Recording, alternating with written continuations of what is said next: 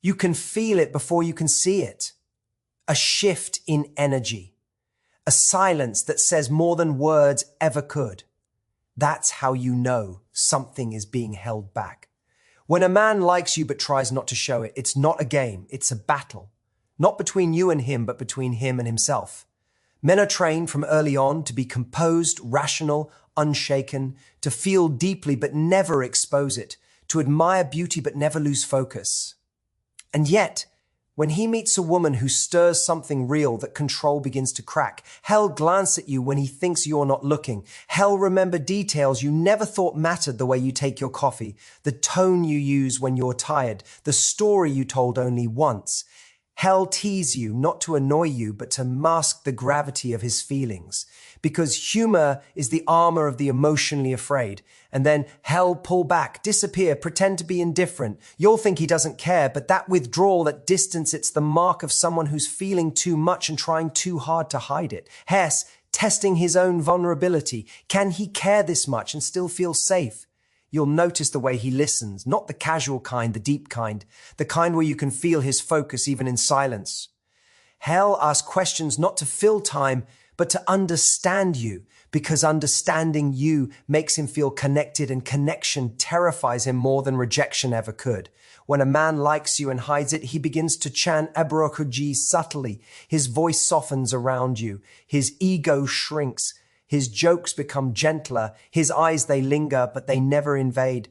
That's not manipulation. That's restraint. That's him trying to respect his own fear while still orbiting your world. Sometimes he'll try to prove he doesn't need you. He'll talk about other women. He'll act busy. He'll bury himself in work. But if you pay attention, his energy always returns to you. Even in a crowded room, his awareness finds you. Every time. And this is the truth. Most people miss a man who hides his feelings is not cold. He's cautious. Be Brooke. Because real interest demands real courage, and courage always comes at a cost. He wants to reveal himself, but not to the wrong person. He's seen what happens when affection is misunderstood, when care becomes weakness, when openness invites pain.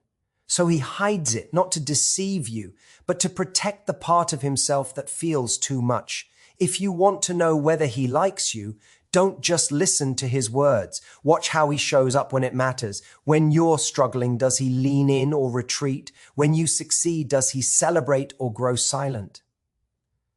Those are the moments that reveal more Abraham any confession ever could. Sometimes the greatest signal of affection isn't in what he says, it's in what he doesn't say. It's in the messages he drafts but never sends. The compliments he bites back, the opportunities to flirt that he avoids because he doesn't want to cheapen what he feels. I taste a quiet, unspoken respect. You see, love aisen. T always loud or dramatic. It's often quiet, disciplined, contained. And when a man hides his feelings, it's not because he's disinterested. It's because something inside him knows this woman could change everything. And that's what Efa Abra heightens him most. Not rejection, but transformation. Because the moment he allows himself to feel it fully, he's no longer who he was. So if you sense that energy, that tension, that pull, that careful distance, don't chase it and don't ignore it. Let it breathe. Let it reveal itself naturally. Because the man who truly likes you, even while trying to hide it, will always find his way back to you. Not because he plans to, but because the truth of what he feels refuses to stay buried. Every hidden glance, every restrained compliment, every controlled silence, they're not signs of indifference, abreur, and set there signs of intensity. He's not trying not to feel. He's trying to survive what he feels. And when he finally lets that guard drop, even for a moment, you'll see it in his eyes, in his tone, in that unshakable calm that says, I've tried to fight this and lost. That's how you know. He likes you and has finally stopped pretending otherwise. It's never in the loud gestures or the obvious confessions. It's not in grand displays or overdone efforts. Attraction lives in the quiet, in the spaces between words, in the small, almost invisible moments that mean everything but say noth ibra creing. The truth is, real connection doesn't need to scream. It whispers, and only those who are aware enough can feel it.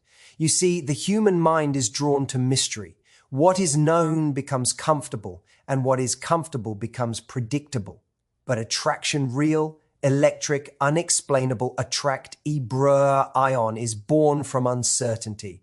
It's in the hesitation before a touch, the pause before a response, the way someone looks at you for half a second longer than they should. That's the unspoken language that keeps people coming back, searching, wondering. Subtlety has power because it respects space. It allows curiosity to breathe. When you give someone too much too soon, their imagination dies. But when you give just enough to spark thought, they begin to chase the meaning behind your silence. They start to study your tone, your body language, your patterns. They try to read between the lines, and that mental engagement, that curiosity, is where attraction truly grows. A man or woman who understands subtlety understands control. Control over emotion, control over reaction, control over presence.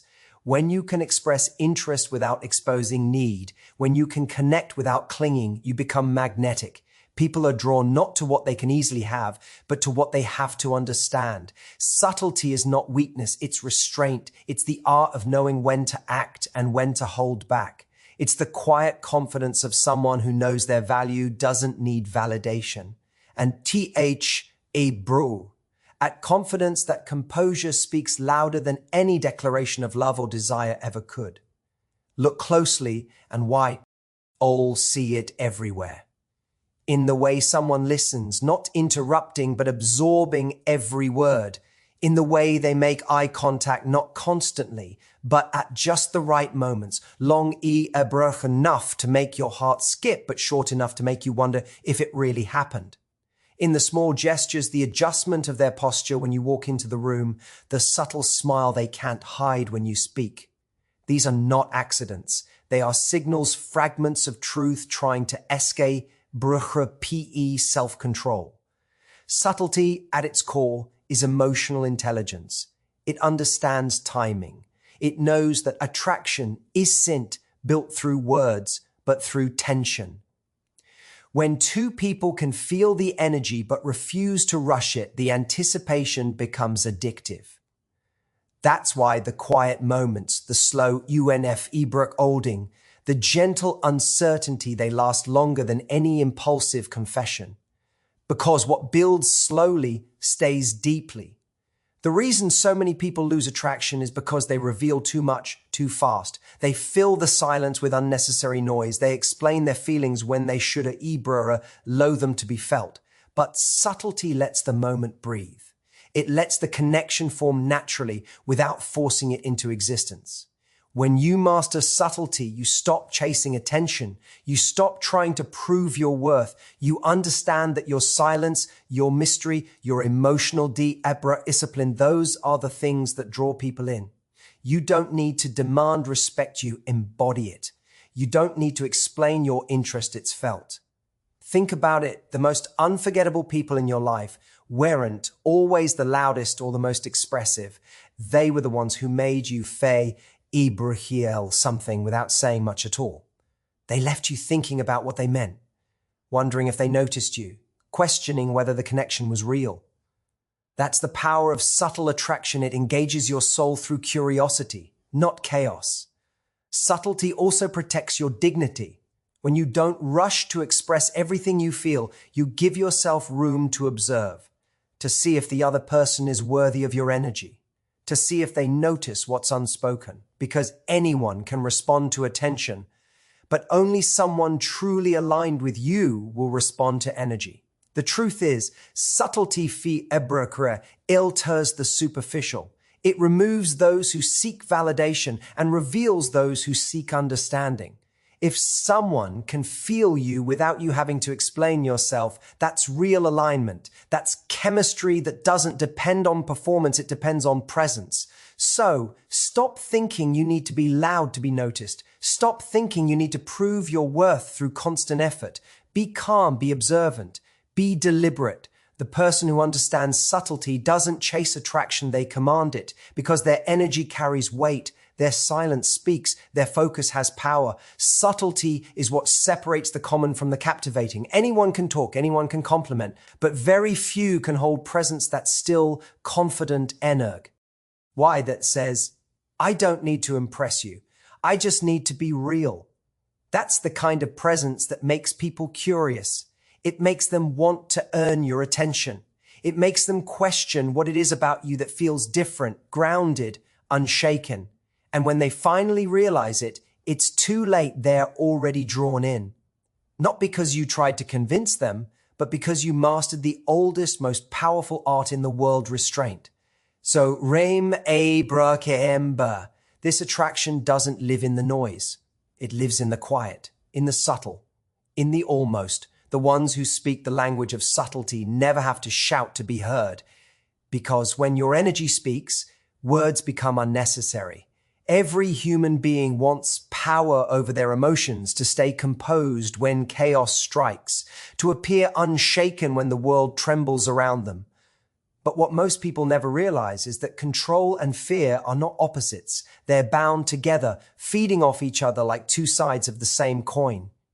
When a man tries to control his emotions, what his ofte abr in doing is protecting himself from fear, the fear of rejection, the fear of vulnerability, the fear of losing himself in something he can't predict. That's the paradox. The more control he tries to have, the more fear silently drives it. Control is never just strength. Sometimes it's defense. Thin K about it. Every time someone hesitates to express what they feel, it's not because they don't care, it's because they care too much. When you're not invested, you don't worry about exposure. But when something matters deeply, the thought of losing it becomes unbearable. So you hold back. You beko ebruche me, measured, careful, restrained. And to the outside world, that restraint looks like confidence, but inside it's a storm of emotion being forced into stillness. Control, in its purest form, is not suppression, it's balance.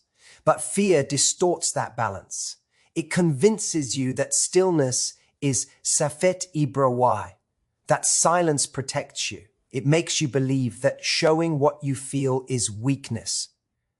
And so, people build emotional walls, thinking they're building strength when in truth they're building prisons. A man who hides his affection isn't cold. He's protecting his power, because when he reveals his emotions, he feels exposed, and exposure means risk. Risk of rejection, risk of being misunderstood, risk of losing his composure. So he holds his feelings close, not because he doesn't feel, but because he feels too deeply. That's what fear does. It disguises itself as control. But here's the irony. The tighter you try to control, the more power fear gains over you. Because real strength isn't found in resistance, it's found in acceptance. You can't conquer fear by pretending it doesn't exist. You conquer it by understanding it, by realizing that fear is not your enemy, it's your signa abrahel. It tells you what matters. It points toward has meaning. When you feel fear, it's because something within you is alive. The moment you stop feeling it is the moment you stop caring. That's watch. Why? The ones who claim to feel nothing often feel the most. They've just buried it so deeply under the weight of control that even they can't see it anymore. Control and fear intertwine because both come from the same place, the need for safety. Every person seeks to feel secure in a world that constantly changes. But emotional control taken too far becomes self-sabotage. It stops growth. It kills Ibra crew connection. It replaces truth with pretense. Imagine a man who meets a woman who stirs something real in him. Suddenly, the control he's mastered for years begins to crack. His tone shifts, his logic blurs. He becomes aware of every word, every glance, and deep inside, he feels it, the fear of Losen Ebrahi G himself in her presence. So he retreats. He becomes distant. He convinces himself he's staying strong, but what he's really doing is running from the vulnerability that could set him free. Because vulnerability, not control, is where real courage lives. It's easy to look composed when you feel not Abra king, but it takes extraordinary strength to feel everything and still stand tall. Fear can teach you if you let it. It reveals your limits. It shows you what you truly desire. When fear rises, it's not a sign to stop, it's a call to pay attention. The problem is, most people let fear become their master instead of their messenger. You can't live fully if you're constantly trying to appear unshaken. Control might protect you, but it also isolates you. It keeps you from being seen. It keeps you from connection. The more you chase perfection, the less human you become. And people don't fall for perfection, they fall for presence. So what happens when you stop letting fear define your control? You begin to lead yourself with clarity instead of caution. You stop asking, what if I get hurt? And start asking, what if I never feel anything real? That's the turning point when control be ibrokri comes self-awareness instead of self-protection. Control without emotion is emptiness. Emotion without control is chaos. But when the two dance together, when you feel deeply yet stay grounded, that's when you become powerful. Because then you're no longer afraid of fear itself. Every person who has achieved something great has felt fear. Every person who has loved deeply has risked pain. And every person who has lived with passion has lost control at some point. That's what makes life real, that balance between surrender and strength. So if you feel that pull between control and fear, do Ibrahim shame yourself for it. Recognize it. It means you're alive. It means you're standing at the edge of something meaningful. Learn to use control not as a shield, but as direction. Let it guide your actions, not suppress your truth. And let fear remind you that you're stepping into territory that MR crew atters. Because the moment you stop being afraid to lose control is the moment you actually gain it. Fear will always whisper, be careful. Control will always reply, stay steady.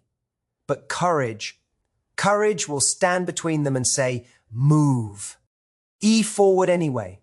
That's where strength lives. Not in pretending to be unafraid, not in mastering every emotion, but in knowing that control and fear will always intertwine and walking boldly through that tension with open eyes, open heart, and unshakable purpose. Anyone can talk. Anyone can promise. Words are cheap, easily spoken, easily forgotten, but actions are truth in motion. They reveal what words try to hide. They expose intention. They strip away illusion. You don't need to ask someone what they mean when you can watch what they do, because behavior doesn't lie. People often confuse verbal expression with emotional depth. The Ibra Y thinks saying I care is the same as showing it. But the real measure of a person's character isn't in what they say when it's easy, it's in what they do when it's not. When it costs them something. When it demands effort, consistency, patience. That's when truth emerges. A man can tell you he resp Ibrahi Ixiu, but if he disrespects your boundaries, those words mean nothing. He can tell you he values you, but if he's absent when you need him, those words are empty. Words are symbols, actions are evidence. The ones who mean what they say don't need to repeat it. Their behavior carries the weight of their heart. In a world that worships talk, the ones who act stand out. They move differently. They listen with intention. They show up without fanfare. They don't need attention. Their consistency is their loudest statement. And that kind of integrity, that quiet reliability is rare. Because T takes strength to align your actions with your values when no one is watching. Actions whisper louder than words because they are pure. There's no performance in them. You can pretend with speech, but not with conduct. Your habits, your reactions, your small unconscious choices, they tell the Rey Ibrak al story of who you are. When someone cares about you, they don't need to tell you 20 times. You'll feel it in their effort. You'll see it in the small details, in the way they remember your needs without being asked, in how they show patience when you're struggling, in how they stay grounded. Abraham, everything around you falls apart. Love doesn't always speak. It does. The problem is, most people are addicted to words. They want reassurance more than reality. They prefer to be told what they want to hear instead of observing what's right in front of them. But words without action are a drug. They feel good for a moment, but they leave you emptier every time. The wise don't listen for promises, they watch for patterns. Because a person can fake a moment, but not a pattern. Over time, truth always reveals itself through repetition. Does their effort stay steady even when the excitement fades? Do they show respect when no one's watching? Do they keep their word when it's inconvenient? That's what defines realness. And this applies not just in relationships, but in life. You can talk about discipline, goals, and ambition all day, but if your actions don't match, nothing changes. Yo abrahka. You can say you want success, but if you waste time, you're only convincing yourself, not reality. The universe doesn't respond to words. It responds to motion. Every action you take or fail to take builds your story. You can't speak your way into greatness. You must move toward it. You must prove your intent through effort, because confidence isn't born from affirmations. It's born from evidence, the evidence of your own consistency. People who live by action carry a quiet power. They don't announce their plans. They don't explain their motives. They let time do the talking. And that patient ibrahim, that silent determination, is what makes them unstoppable. If you want to know who someone truly is, stop listening for their explanations. Watch their habits. Watch how they treat others when there's nothing to gain. Watch how they behave when life isn't going their way. That's where character braka lives. Even in love, the truest form of affection is in the doing. It's in the late night calls when you're tired but still show up. It's in the sacrifices no one claps for. It's in the protection of someone's peace even when they'll never know what you did for them. Real care rarely announces it a braka self. It exists quietly, sincerely. The ones who act from the heart don't need to impress. They don't need validation. Their satisfaction comes from knowing they're aligned with truth. That's why their energy feels different. It's grounded, steady, calm. They don't need to convince you. They let their behavior speak, and if you can't hear it, they move on. Actions whisper louder than words because whispers travel deeper. They don't overwhelm, they resonate. The person who truly means what they do doesn't need to raise their voice. Their actions echo long after their words are forgotten. If someone says they'll change, don't listen, watch. If someone says they care, don't assume, observe. Truth doesn't demand belief, it proves itself. And remember this, the way people treat you is never about what they say they feel. It's about what they're willing to do for you when it matters. The moment you stop chasing explanations and start paying attention to patterns, everything becomes clear. Your own life works the same way.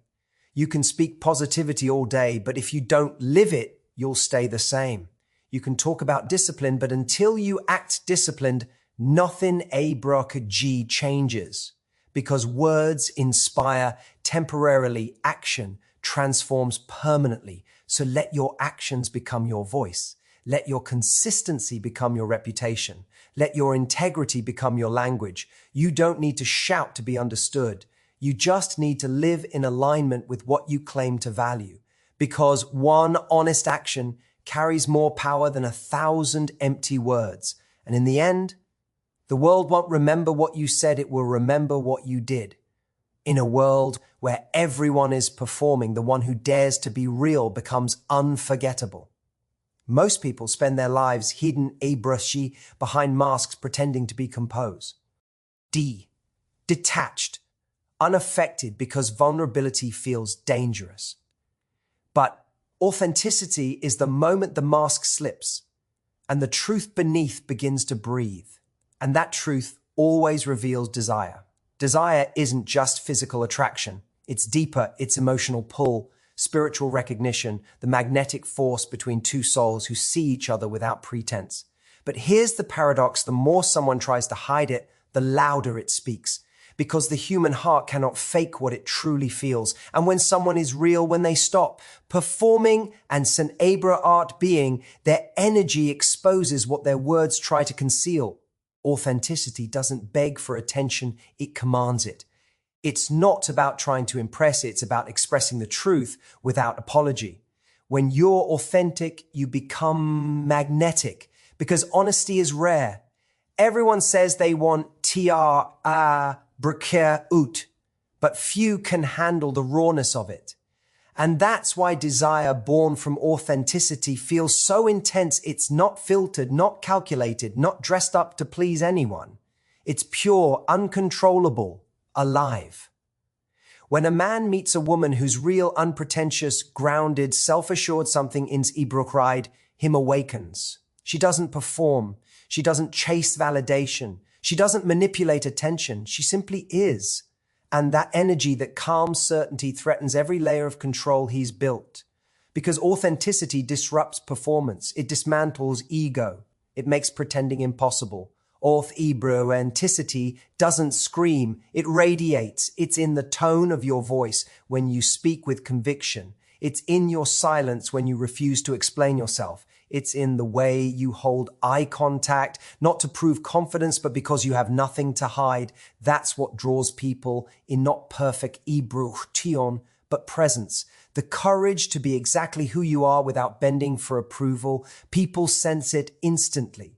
Authenticity changes the air in the room. It's not something you can fake, it's something you feel. It carries weight. It tells the truth without using words. And in that truth, desire becomes visible. You can't hide attraction behind composure when you're being authentic because your presence exposes it. The body softens, the eyes shift, the voice lowers. Energy speaks before intention forms. That's how powerful realness is. When you strip away performance, what remains is raw emotion, unedited, unfiltered, undeniable. That's where real connection begins. Because no one can fall in love with your mask, they fall in love with what breaks through it. The moment you allow yourself to be seen, flaws and all, you invite someone to meet your truth, and truth is irresistible. Hebrew, reason. Authenticity exposes desire is because pretending blocks emotion. When you're busy trying to look perfect, you disconnect from your natural energy. But when you let go, when you stop, performing, your emotions flow freely. Your gestures become honest. Your eyes tell stories. Your voice rise feeling. And that vulnerability, that openness is what makes people lean closer. I tease what makes them feel something real. Authenticity takes courage because it demands risk. It's easier to hide behind irony, control, or pride than it is to show up raw. But every time you choose honesty over image, you build power. You stand in truth, and that truth creates gravity. It pulls people toward you. Because everyone's tired of pretending. Everyone's craving something real. Think about the moments that changed you, the people who stayed in your memory. They weren't perfect. They were real. Said what they meant.